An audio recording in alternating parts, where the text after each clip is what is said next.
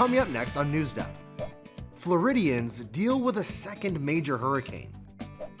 Fire officials are fighting fire with fire. Studies suggest that social media can be harmful for mental health. And we check out the fall foliage across the state. NewsDepth is now.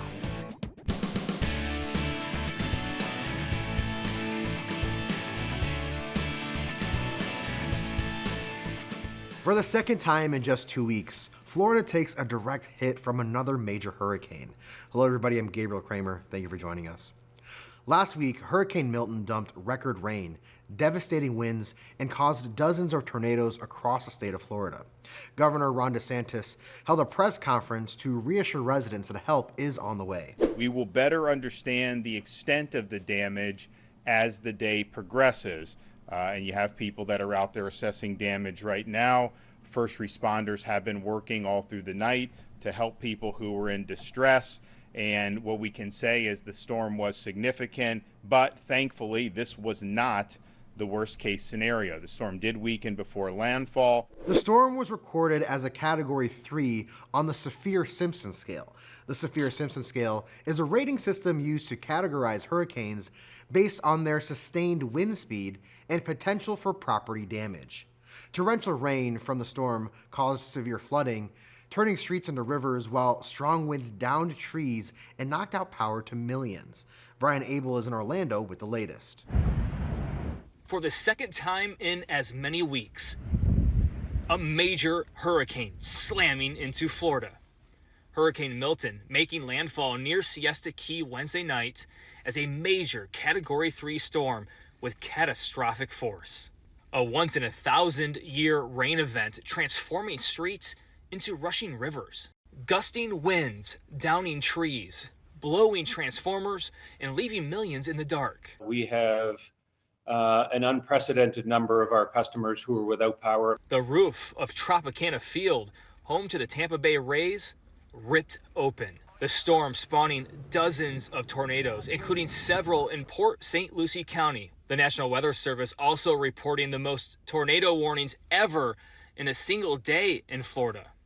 Search and rescue operations are underway across the impacted areas. These aren't people who didn't heed the warning. These are individuals in areas where we've never seen flooding. Thank you for the report, Brian. Large organizations are not the only ones on the front line of this disaster. Volunteer groups and even individuals have also lent a helping hand. Two young brothers from Hartford County in Maryland are doing their part to help hurricane victims down south.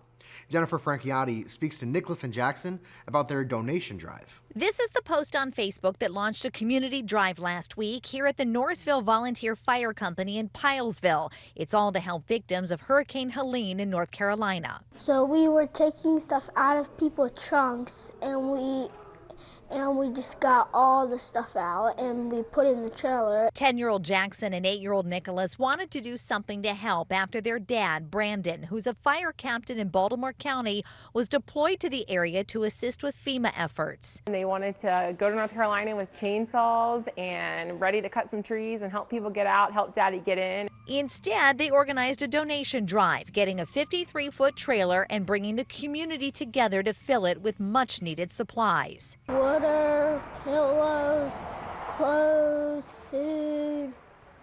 Okay, and then what else? Diapers, wipes, toiletries. It was really humbling to see them, working together and kind of helping the community also come together to, fill this huge truck. Giving back is in their blood. Their mom, Caitlin, is a firefighter paramedic here, where both of their grandfathers also volunteer, and their grandma is the president of the fire company. It was wonderful. I was very, very proud of them. It's a great community. That's what we do up here in Norrisville. In addition to donations, the boys also helped collect nearly $2,000. And instead of coming home, their dad now will head to Florida to help even more people. It's exactly why the brothers wanted to do something to help. Because our dad's helping and we wanted to help too. Great job, Nicholas and Jackson. First responders and volunteers are trying to keep people safe from the danger. Sometimes dogs and cats need saving too. NewsHound has this week's petting zoo all about rescuing pets from the storms.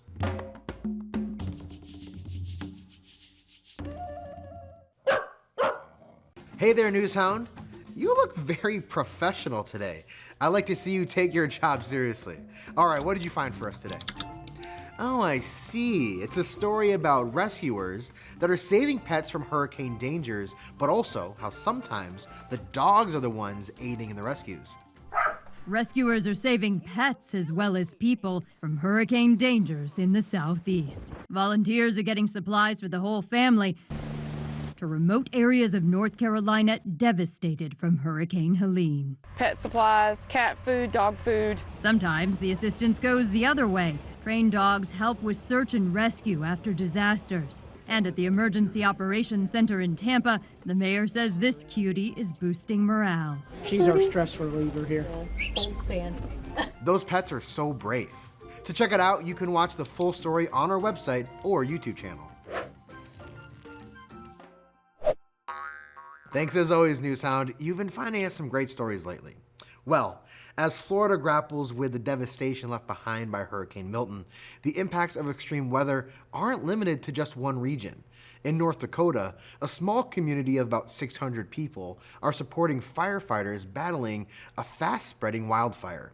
Strong winds and drought conditions have fueled the fire, with 60-mile-per-hour gusts creating dangerous 75-foot flames. Despite the extreme conditions, more than 100 volunteer firefighters are working hard to contain the blaze. Kiona Rivera is on the field. Those we spoke with in Mandaree say this fire has the potential to be the worst in the area they have ever seen. But they say they are getting a lot of support from the community, state, tribal, and federal agencies. About 600 people make up the Mandaree community. Residents like Lyda Jade Spotted Bear have spent days cooking for the firefighters. Nerve-wracking. It was scary. While her family wanted to evacuate, she says she knew she needed to do more. My heart needed to do something more to help our community. Marley Baker is the fire management officer for the 3 affiliated tribes and fire chief for Mandaree. Baker says the source has not yet been confirmed, but the 60-mile-per-hour wind gust and drought helped the fire spread. The ignition point is under investigation right now. We're not positive. These are the current hotspots that still need to be put out, and Baker says the fire spreads quickly. We're dropping retardant and letting the fire come to us because during the heat of the battle, we were seeing 75-foot flame lengths with 60-mile-an-hour winds, so just too extreme to be close to the fire. There's about 100 firefighters who are all volunteers. The MHA Emergency Operations Center provides hot meals for them daily. This is the first in my lifetime. I guess it's... won't forget it, that's for sure. Baker says the biggest challenge is not having enough firefighters because it takes a lot of training. In his words, it's a challenging but fulfilling job. Extremely humbling to see what this community is doing to help us. Baker has been a firefighter for 3 decades, and he's never seen anything like it before. But in the end, they're all helping each other out. I'm proud to be from this community, and any little thing that happens where we come together a lot. Baker advises everyone to be aware of the weather and to not do any welding or put fire in the ground with high winds. Thank you, Kiona. Wildfire season in North America is typically between late summer and fall when conditions are hot and dry. But sometimes you can fight fire with fire. A prescribed fire is a planned fire used to manage the land and reduce the risk of wildfires. California just held their first Good Fire Fair, where multiple agencies emphasized the importance of prescribed burns in forest management. But as Brianna Mathaw reports, these controlled burns are still not widely understood by the public. Fire doesn't always spell disaster. That was the message coming from multiple Santa Cruz County agencies at the first ever Good Fire Fair Saturday. Officials covered topics like defensible space, how and when to burn properly, and why prescribed burns are crucial to the environment. We prescribe during conditions that are more moderate. To do good things, to recycle the nutrients in the forest, to change what plants can grow or not grow, and to really help stimulate all of our native plants and animals and maintain their habitat. Many people agreed it's important for communities to know the benefits of prescribed burns. The prescribed burning world is kind of not very well known among the population. It's something that the people who are working in the industry really have to fight hard with to broadcast to the public. that prescribed burns are happening and how important they are. It's getting a lot better. There are many educational and interactive activities for both kids and families. CAL FIRE also demonstrated how a wildfire can spark using dried leaves. But a demonstration prescribed burn that was supposed to take place had to be canceled because of active heat alerts. We have really low relative humidities. There's a lot more of a chance for it to spread onto other vegetation. And of course, with the heat, it was not ideal. As wildfires continue to pose a threat, officials recommend people take steps ahead of time to protect themselves and their homes. By packing a go bag and getting your house prepared, getting your house hardened, it's a whole bunch of different things. And one of the things that we try to tell people is don't be afraid of fire, be ready for fire. Thank you, Brianna. In Arizona, wildfire and post-wildfire flooding have become major public safety concerns, with more than 250,000 acres burned since 2010. To address this, both the county and the U.S. Forest Service have invested tens of millions in forest restoration efforts, including prescribed burns and tree thinning. But what happens to the trees after they're cut down? Mason Carroll has the answer. Wildfire and post-wildfire flooding are the two biggest public safety threats in Coconino County. Since 2010, wildfires have burned over 250,000 acres in Coconino County. To try and prevent future wildfires, both the county and the U.S. Forest Service have spent tens of millions of dollars in forest restoration, including prescribed burns and thinning. The timber has so little of value, or if we're trying to remove biomass, there's a cost involved versus just the timber paying for itself to get out of the woods. The company, Restorative Forest Products, invested $120 million to open the sawmill, and it will now be the largest of its kind in the Southwest. And they say it will create 170 local jobs. Once you take that tree out, you have to have something to do with it. And that's why we need industry partners who are willing to take the trees off the forest, to process that wood, to perform that work. But this is just one piece of the puzzle. USDA Undersecretary Homer Wilkes was in Coconino County for the mill ribbon cutting and to see over $100 million of post-wildfire flood prevention. So to see this work being done here and protecting this community is just something we all strive to try to make sure happens in a very timely fashion. Thank you, Mason. Many individuals, particularly young people, are facing a different challenge: the growing problem of social media addiction. Let's shift our focus now to explore how social media is affecting the mental health and well-being of its users. TikTok faces new lawsuits from 14 state attorneys general, who argue TikTok's endless scrolling content is addictive and can disrupt sleep. Amy Kiley tells us what students can do to avoid the dreaded doom scrolling. For the developing teenage mind, the TikTok platform is like digital nicotine. TikTok faces new lawsuits from 14 state attorneys general who allege it hurts young people's mental health. Our goal is to hold the company accountable for its unlawful conduct and to stop the company from engaging in practices that exploit our young people for profit.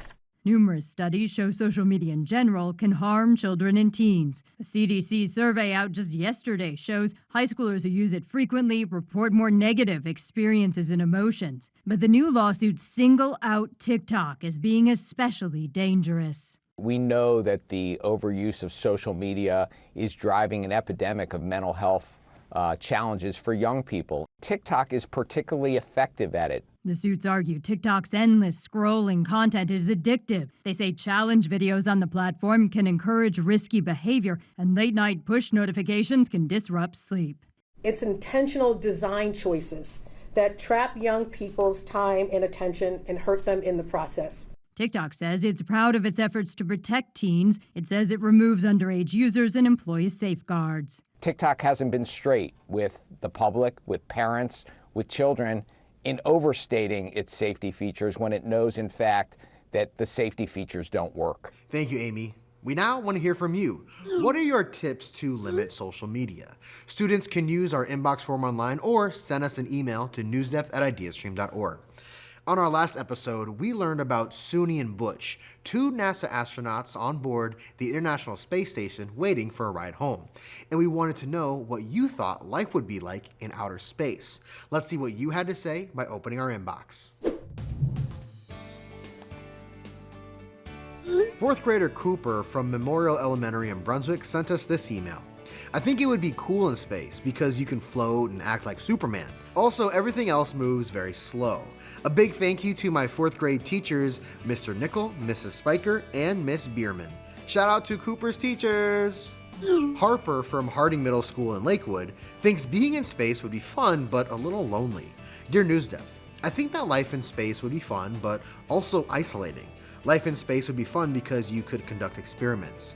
You would also get to float around, which I always thought would be so fun. Being in space would also be isolating. Even though you would be with another person, it would be really quiet. I would miss my family and my cats. If I had a choice, I would just use a simulator. But now, Kaylee from Waynesfield Goshen in Waynesfield thinks they'd be able to find the fun in everyday things. Dear NewsDepth, I think living in space would be so much fun, but what if it's not fun? If it's not fun, how can we make it fun? Come with me to give you my reasons why I think space would be fun. One reason is because living in space would be so cool with the view of the planets, but you're also so high up. Another reason is because you would be able to eat in the air. Who wouldn't want to do that? Nihal from Strongsville Middle School in Strongsville gave us the itinerary for a typical day in space. If I was on the ISS, my day would probably be something like wake up somehow because there is no gravity to keep you down on the bed or keep bed sheets on, then eat astronaut food, then study, explore, float, float, and float, study, explore, float, float, eat, then sleep. And finally, Benjamin from McCord Middle School in Columbus might have a future as an astronaut. Dear NewsDepth, I think life in space would be awesome. I could make so many scientific discoveries, and I would be very excited because science is my favorite subject in school. And that is why I think life in space would be cool. Thank you all for writing in. And if any of you ever make it to the ISS, make sure to send me a pic. And I'll make sure to send you a picture of me hiking during our state's beautiful fall season. Peak fall foliage in Ohio typically occurs in early October. Foliage is a fancy word for leaves. In this week's Know Ohio, Mary tells us what causes leaves to change from green to red to orange and yellow.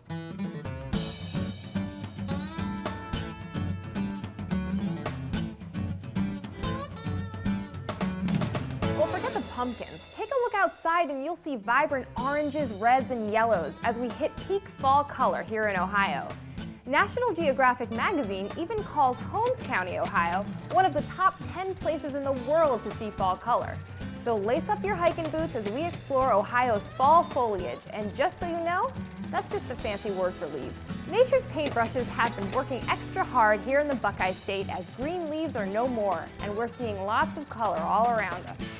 According to the Ohio Department of Natural Resources, nearly all of Ohio is in the peak color phase. That's right, there are even maps and reports that show which areas of the state are experiencing the best fall color. Typically, we experience peak fall color, which just means the most dynamic color, a little earlier in October. But with plenty of rain this year and moderate temperatures, leaves are able to hold their colors just a little bit longer. So what's the deal? How do leaves go from green to yellow or orange or that great red? 4 main chemicals are responsible for the color combinations as we transition into the end of autumn. So bravo, chlorophyll, carotene, anthocyanins, and carotenoids. I tip my hat to you. So whether it's hiking, kicking a soccer ball around, or maybe, you know, my personal favorite, enjoying the beautiful colors from my porch with my sidekick Newscat, get outside and take advantage of the fall season. Pretty cool. Thanks, Mary. At Whistling Well Farm in Minnesota, owner Charlie Johnson is enjoying a successful apple harvest after several years of drought. His 42-acre apple orchard received ample rain this season, resulting in larger than usual apples. And families visiting the farm this fall are thrilled with the enormous fruit. Kristen Mitchell has the scoop. We've been here since 1972. At Whistling Well Farm in Hastings. We've missed the hail for the most part. That's always a very bad thing for a lot of growers. Owner Charlie Johnson has weathered many difficult growing seasons. But this year isn't one of them. It feels a lot better, and it's a lot better on the checkbook. After several drought years, his 42 acres of apple trees finally got enough rain. Almost too much, and again, then the apples got a little bigger than what we would like them to be, but they're still good. While grocery stores may prefer medium-sized apples, families picking from trees Look at the size of my palm. are impressed. They're really big. I'm probably not going to be able to eat them all. They are enormous. We're excited to be out here today and enjoy the sweetness. I think a couple kids have gotten into a few already. Me and his are about the same size. Mine is taller, his is wider, his is King Kong, I'm Godzilla. Another perk to the growing season, there's fewer cracks in the apples. That happens when they grow too fast under too much rain and heat. But thanks to our mild start to the summer, they grew at a healthy pace. We'd like it to cool down, obviously, yeah, for the ripening to slow down a little bit. The unseasonably warm September hasn't kept people away. In fact, they've already harvested about 50% of the apples. People are still willing to pick. We had a lot of pickers today. We get a lot of pickers during the week. They still like to get out. Were they good, guys? Yes. Yeah. Thanks, Kirsten. I do love apples, but because it's fall, you know I have to have my pumpkin pie. But you've never seen pumpkins quite like this. Weighing hundreds of pounds, these gourds are the cream of the crop, and they all shine at the Elk Grove Giant Pumpkin Festival in California. Leticia Ordaz reports. It looks like scenes from a fairy tale. This isn't Cinderella's magical pumpkin carriage, but these giant gourds are the star of the show at the Elk Grove Giant Pumpkin Festival. This is giant pumpkin season. This is like the growers' Super Bowl. Organizers say the event was formed in Elk Grove when a couple of growers pitched the idea 30 years ago. Who came to the Cosumnes CSD and asked if they could hold a pumpkin weigh-off here locally so they didn't have to drive so far to weigh off their giant produce. The first festival started out small. The first winner was around 300 pounds, and at the time that seemed miraculous. With a $7,000 grand prize, the giant pumpkin weigh-off is now super competitive. The first time we broke 2,000 pounds, we had a 1-ton pumpkin. It was emotional. It was so exciting. The crowd was cheering. It was so loud.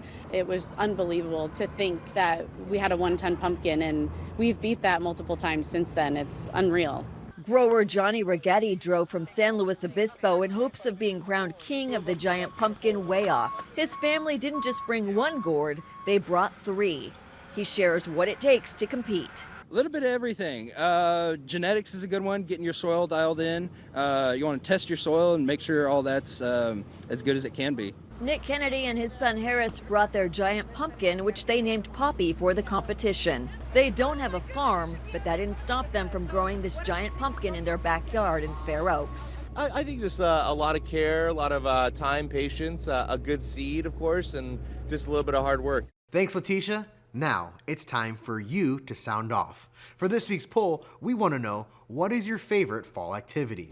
Jump over to our poll page to vote. You can choose between hiking, apple picking, trick-or-treating, or drinking hot cocoa. And this is a multiple choice poll, so you can select all of your favorites. Last week, we learned about the behind-the-scenes work that Catherine Wright did that supported her brother's success, you know, the Wright brothers. And we asked you if you prefer to work on a team or individually. Wow, this was a close poll. 52% of you said you prefer to work by yourself, while another 48% of you said you love to collaborate with a team. Thank you all for voting. Our A+ award winner this week has definitely demonstrated that he can be successful by working both with a team and individually. Both traits are really important for student athletes. When I think back to my days as a middle schooler at AI Root Middle School in Medina, I smile about my time playing football and basketball. You know, I think I wasn't so bad back then. Recently though, we caught up with Cody, who is a 7th grader at Bay Middle School, and he truly is the definition of a standout student athlete, and his accomplishments earned him this week's A+ award. This past summer, Cody qualified for the AAU Junior Olympic Track and Field National Championships held in Greensboro, North Carolina. AAU stands for Amateur Athletic Union, and they promote amateur athletics and physical fitness all over the country. Cody competed in the under-13 discus and won the national championship with a throw of 149 feet and 6 inches. That's half a football field. Cody is more than just an outstanding track and field athlete. He's also a standout football player. He told us that when he first started playing football in 1st grade, he was only allowed to use one hand because he was so much bigger and stronger than the other players. He told us that sports taught him a lot about being successful. Some of the biggest and most important lessons he's learned are about working hard. Cody said that working hard is very rewarding because you can see how much you've improved and that all of the work is worth it. And that is true in the classroom as well. Cody told us that being a good teammate is a really important part of being a successful student athlete. He told us that being able to work with others will make you a better person.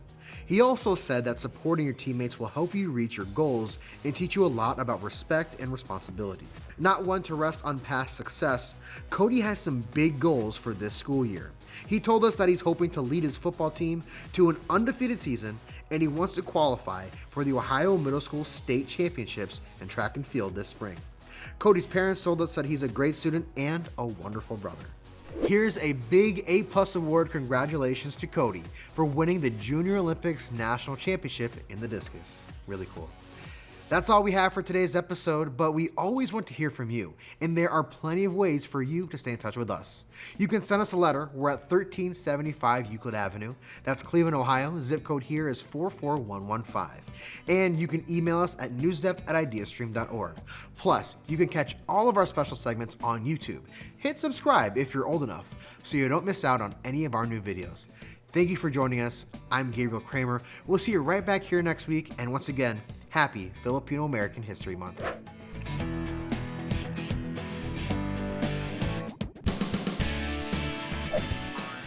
NewsDepth is made possible by a grant from the Martha Holden Jennings Foundation.